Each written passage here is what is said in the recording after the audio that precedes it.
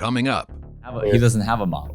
Right. You know, he doesn't have a system. Right. But I don't see a person doing both, starting both at the same time. No, I just don't see it. DJ, don't listen to him. I just don't see it. I think you can do it, right? Trust me, from the guy who's done the deal. Welcome to the closing table, where everyday real estate investors bring their deals to the top experts to get exposure for potential partners and investors.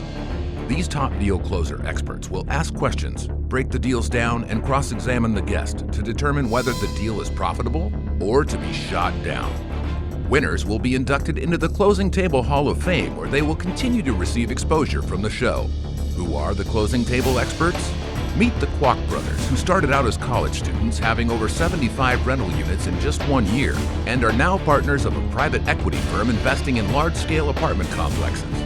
And now, here's your hosts, the Kwak Brothers.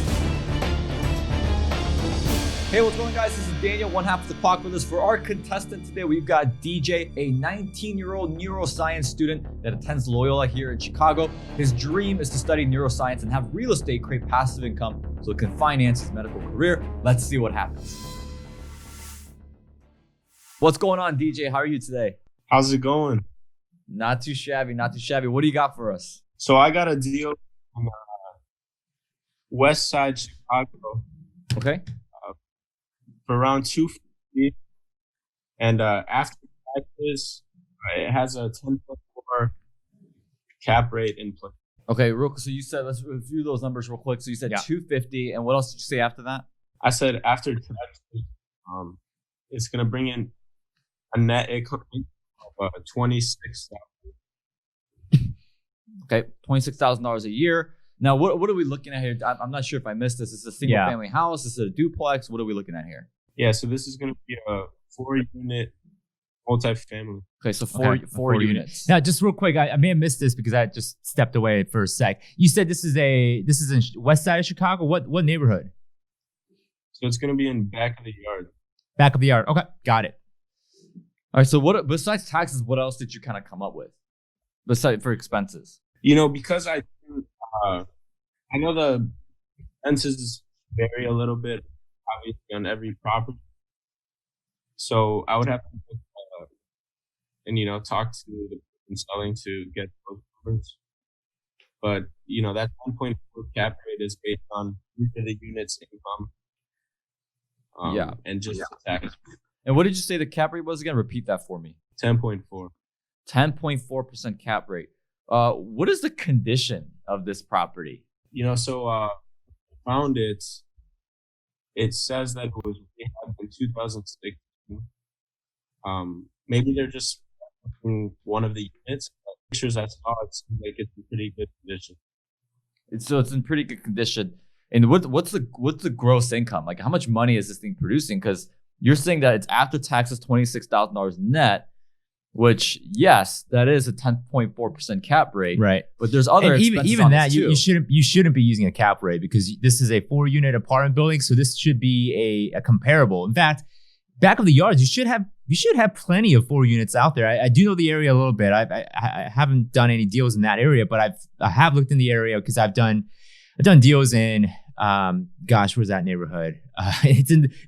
So I've done deals near Pilsen, right? That's a neighborhood you may know. So your net income is after not just taxes, but it's also after maintenance, management, repairs, right? And insurance. There's a lot of things. So did you look into any of other expenses besides taxes? Because that's going to lower that cap rate down significantly. Yeah, I mean, I had them in mind, but like that cap rate with the stipulation that it's just due to tax.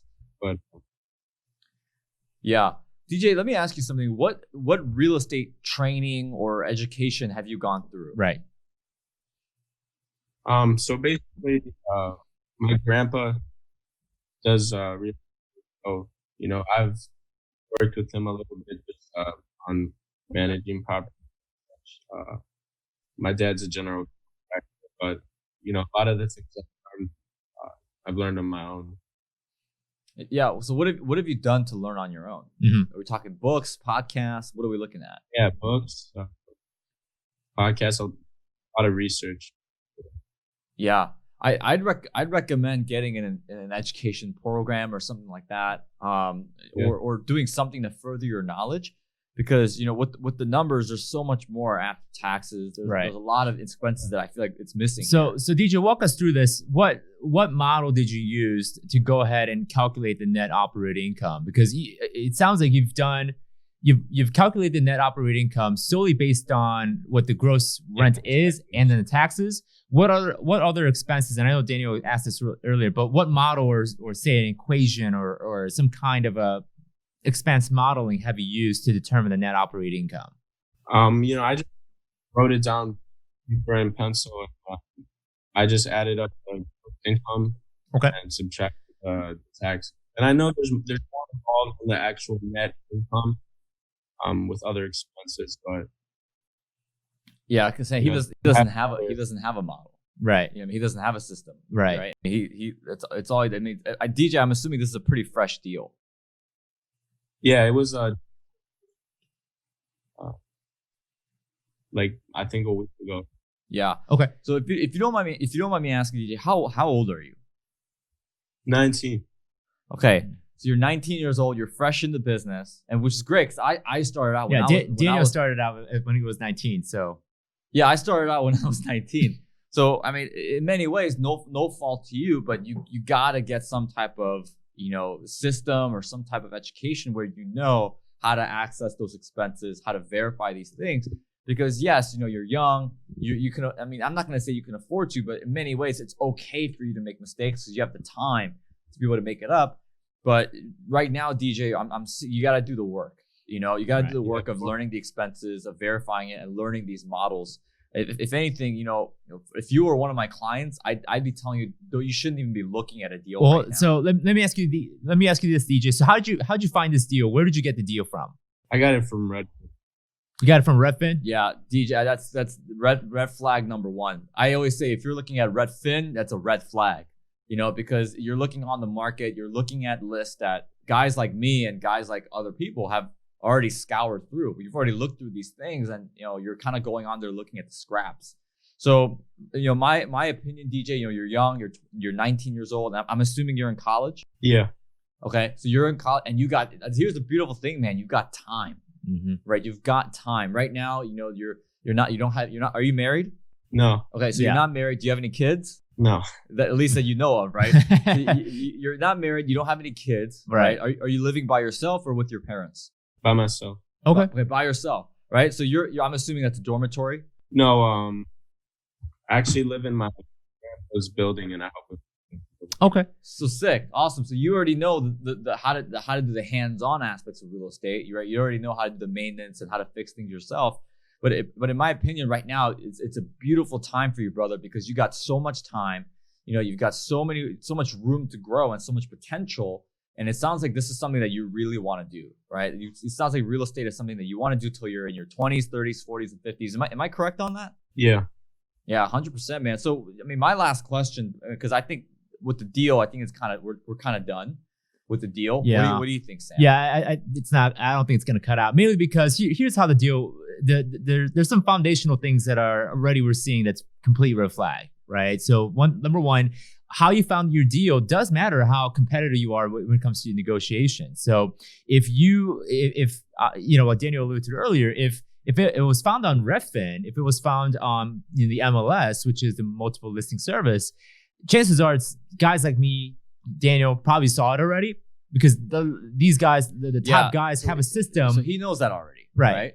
Well, what's the point? Well, I'm speaking to the audience, right? So the point I'm trying to make is that when everyone else is looking at it, they probably saw it, they analyzed the deal, they passed it. Yeah, Sam, I already told the audience. Well, hold on. If it's a good deal, then people would have just passed on, right? Or if it was a good deal, people would have already picked it up and they would have done the deal. Yeah, that's the point I made. So guys like me and what a good deal is. We're already going to go through the list. Yes. Right. So DJ, my advice for you again is you've got time.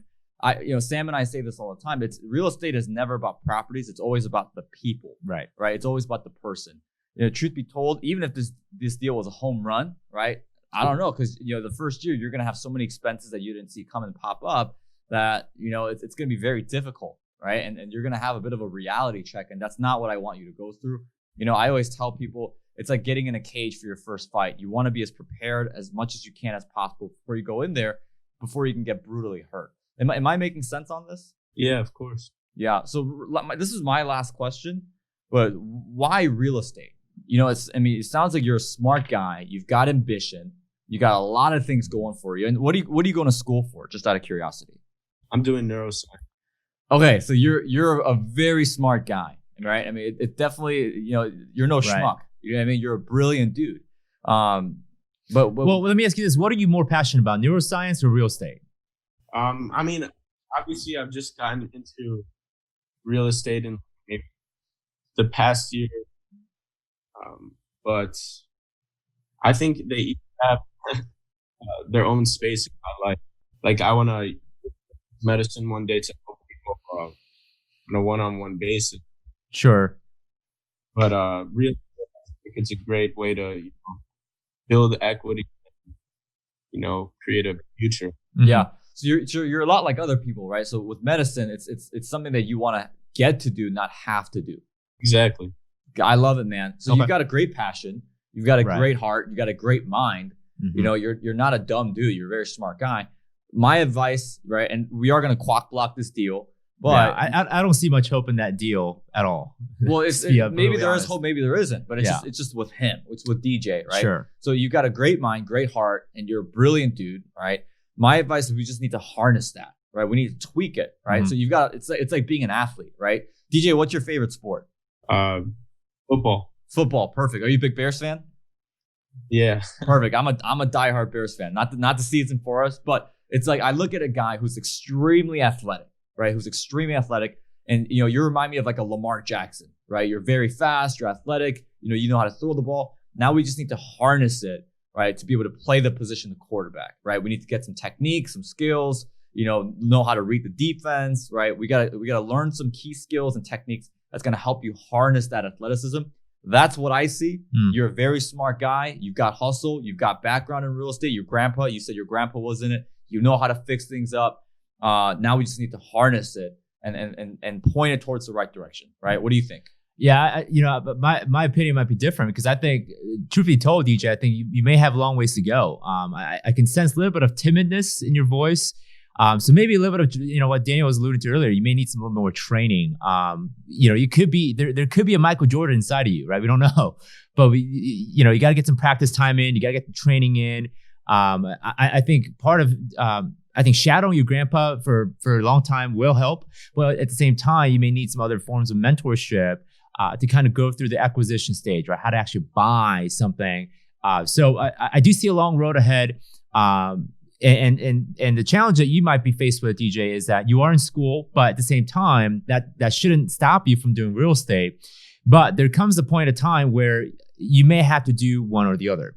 And it's just my opinion, and Daniel might say different, but there are guys out there in your age that are eat, sleep, real estate, and repeat. Right. And you may have to be competitive in that nature. Yeah, so I don't think he's gonna have to worry about that. Yeah, but I may disagree with Daniel, but I think part of it is later down the road. What I see in you, DJ, is that I think there's potential.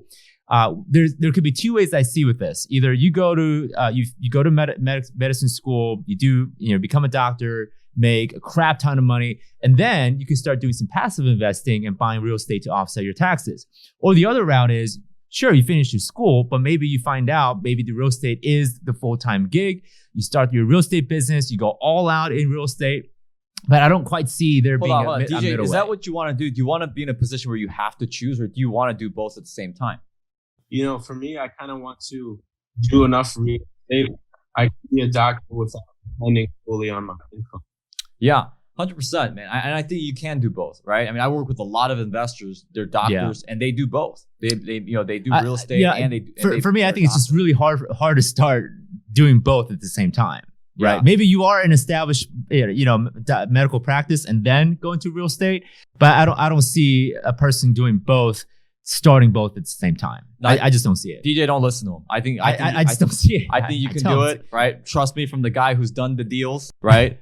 You can do it. I tried starting 5 businesses at the same time. It does not work. Right, but he's not starting 5 businesses. He's right. literally just doing one.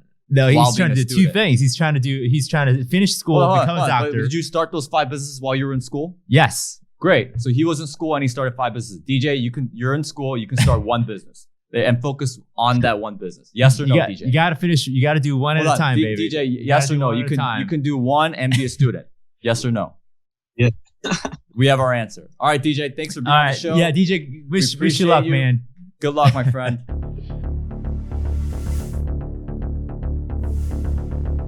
All right, buddy, that's the wrap for this episode. I hope you guys enjoy that. And we're going to have a quick recap conversation with Daniel to kind of, summarize our thoughts. So, Daniel, what do you think? Do you think he's got a shot? I think he's a good kid.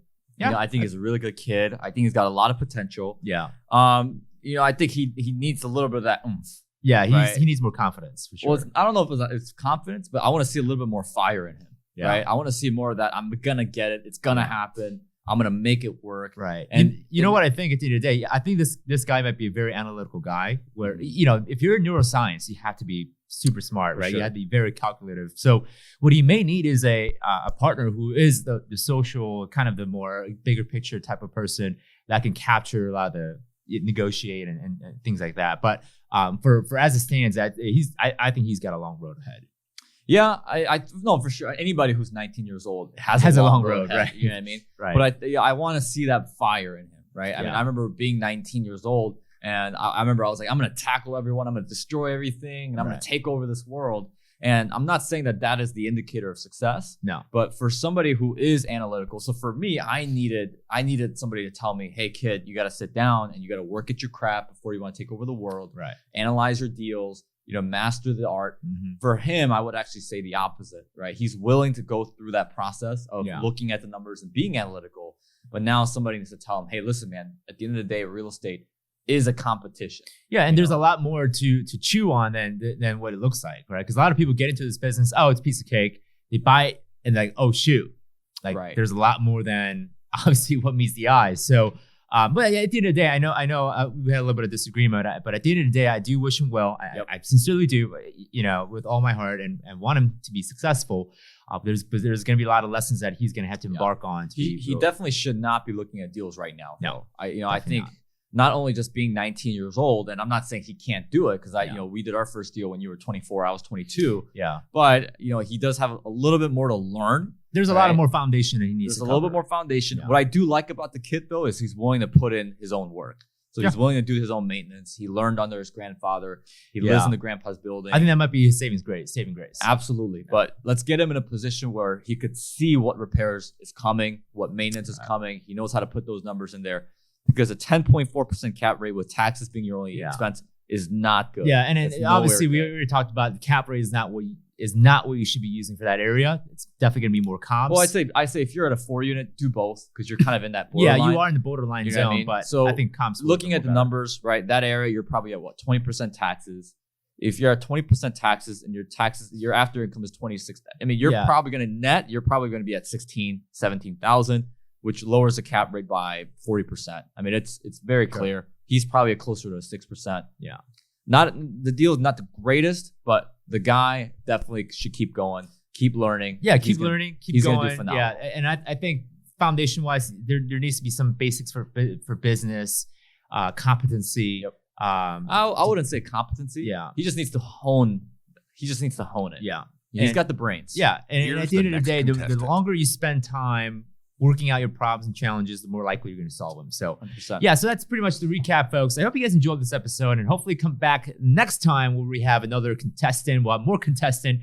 And, obviously we have disagreements here. We like to create tension and we like to be honest, whether the deal is bad or the person doing the deal is terrible or they have a good potential and they're ready to move on. So absolutely. So don't forget to like this video, guys, and subscribe to our YouTube channel. Share this episode. And more importantly, guys, have a phenomenal year, 2021. I hope you guys crush it. And last but not least, I encourage you guys to check out our other content because we do put a lot of things on real estate and how to make 2021 the best real estate year for you. See you guys.